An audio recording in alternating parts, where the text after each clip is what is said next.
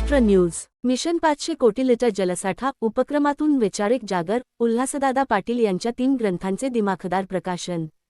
चाळीसगाव प्रतिनिधी. छत्रपती शिवाजी महाराज यांच्या जयंतीचे औचित्य साधून केवळ जल्लोष न करता शिवरायांचे विचार समाजाच्या तळागाळापर्यंत पोहोचावेत या उदात्त हेतूने चाळीसगाव येथे एका विशेष सोहळ्याचे आयोजन करण्यात आले. मिशन 500 कोटी लिटर जलसाठा, महाराणा प्रताप ट्रस्ट व चाळीसगाव सांस्कृतिक मंडळ यांच्या संयुक्त विद्यमाने आयोजित या कार्यक्रमात माननीय प्राध्यापक उल्हासदादा पाटील संगमनेर यांच्या 3 नवीन पुस्तकांचे दिमाखदार प्रकाशन करण्यात आले.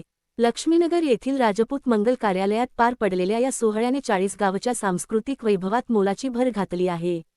साहित्य हे समाजाचे दिशादर्शक ॲडव्होकेट उज्ज्वल कुमार चव्हाण.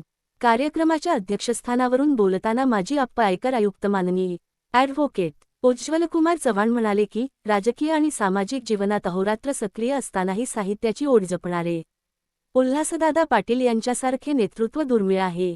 त्यांची ही पुस्तके भावी पिढीसाठी दिशादर्शक ठरतील. याप्रसंगी राष्ट्रपती पुरस्कार प्राप्त विद्रोही कवी माननीय नितीन चंदनशिवे यांनी पुस्तकातील विषयांवर भाष्य करताना हा सोहळा म्हणजे नव्या वैचारिक उपक्रमाची नांदी असल्याचे गौरवोद्गार काढले. जलसंधारणासोबतच विचारांची पेरणी. 5 पाटील टीम चाळीसगाव यांच्या वतीने या सोहळ्याचे नेटके नियोजन करण्यात आले होते. मिशन 500 कोटी लिटर जलसाठा या अभियानांतर्गत जलसंधारणाचे कार्य करत असतानाच समाजात वाचनाची गोडी निर्माण व्हावी आणि प्रगल्भ विचार रुजावेत या उद्देशाने या पुस्तक प्रकाशनाला विशेष महत्त्व देण्यात आले. मान्यवरांची उपस्थिती. या सोहळ्याला डॉक्टर संग्राम पाटील, मराठा सेवा संघाचे जिल्हाध्यक्ष चंद्रकांत ठाकरे, शेकापचे जिल्हाध्यक्ष गोकुळ पाटील, प.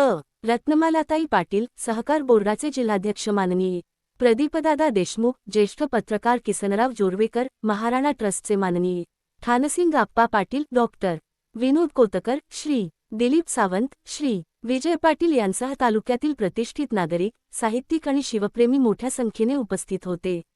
या यशस्वी उपक्रमाबद्दल आणि ग्रंथ प्रकाशनाबद्दल प्राध्यापक उल्हासदादा पाटील यांच्यावर सर्व स्तरांतून अभिनंदनाचा वर्षाव होत आहे.